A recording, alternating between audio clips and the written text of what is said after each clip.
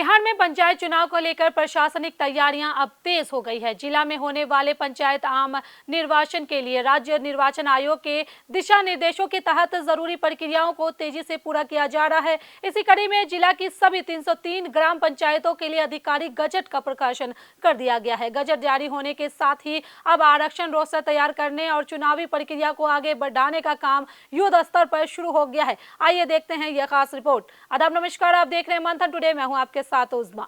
बिहार में पंचायत चुनाव की आहट अब साफ तौर पर सुनाई देने लगी है। पंचायत आम निर्वाचन को लेकर प्रशासनिक स्तर पर गतिविधियां तेज हो गई है।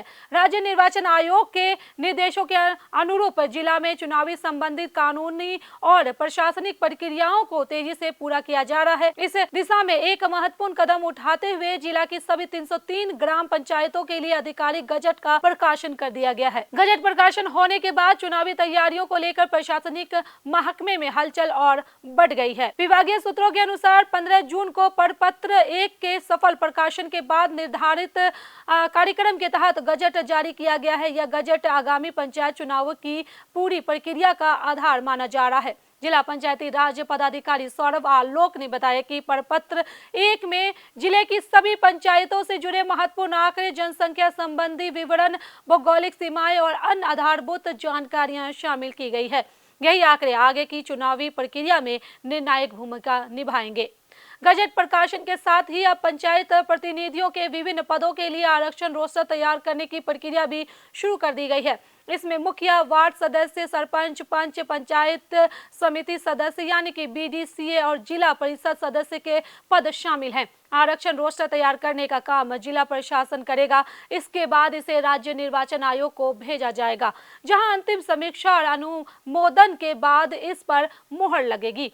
रोस्टर जारी होने के बाद संभावित उम्मीदवारों को यह स्पष्ट हो जाएगा कि कौन सा पद किस वर्ग के लिए आरक्षित होगा। पंचायत चुनाव को लेकर ग्रामीण क्षेत्रों में भी राजनीतिक गतिविधियां बढ़ने लगी है। संभावित उम्मीदवार अपनी तैयारियों में जुट गए हैं और पंचायत स्तर पर चुनावी चर्चाएं तेज हो गई है। हालांकि प्रशासन का कहना है कि फिलहाल प्राथमिकता चुनावी प्रक्रियाओं को निर्धारित समय सीमा के भीतर पूरा करना है। पंचायत चुनाव बिहार की लोकतांत्रिक व्यवस्था का सबसे महत्वपूर्ण हिस्सा माना जाता है।